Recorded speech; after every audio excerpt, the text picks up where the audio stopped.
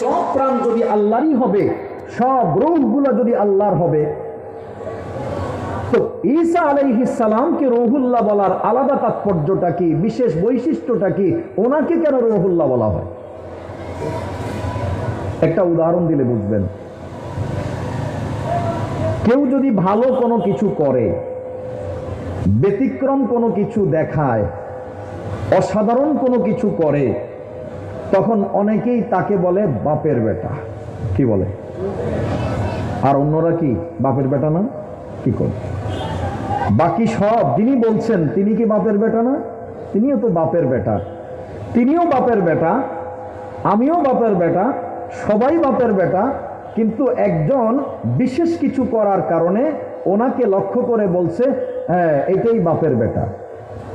তাহলে এর অর্থ যেমন এটা দাঁড়ায় না যে অন্যরা বাপের বেটা নয়, এটা বুঝায় না, বুঝায় সবাই বাপের বেটা হলেও ইনি একটু বিশেষ কিছু করেছেন, আলাদা কিছু তার থেকে পাওয়া গেছে, বিশেষ কিছু বিষয় তার মধ্যে দৃষ্টিগোচর হয়েছে, এই কারণে তাকে বলা হয় বাপের বেটা। রূহ যদিও সবই আল্লাহর, সব রূহ আল্লাহর পক্ষ থেকে এসেছে। সূরাতুল ইসরার মধ্যে যেমন আল্লাহ পাক সেই জবাব দিয়েছেন রূহটা কি, রূহটা হলো কুলির রূহু মিন আমরি রব্বি।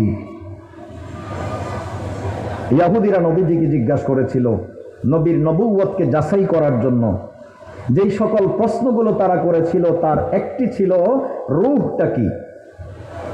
নবীজি আল্লাহর পক্ষ থেকে সূরাতুল ইসরার মধ্যে ওহী প্রাপ্ত হয়ে তাদেরকে জানিয়ে দিলেন, আল্লাহ পাক বললেন আপনি বলে দেন কুলির রূহু মিন আমরি রব্বি, রূহ হলো আমার রবের একটা আদেশ, এই ছাড়া আর কিছু না।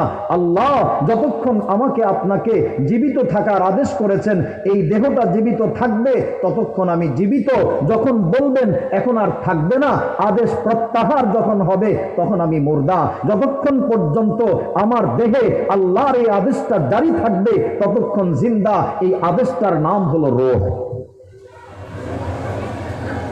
144 ধারা দেখা যায়, কেউ দেখেছেন? 144 ধারা শুনেছেন কিন্তু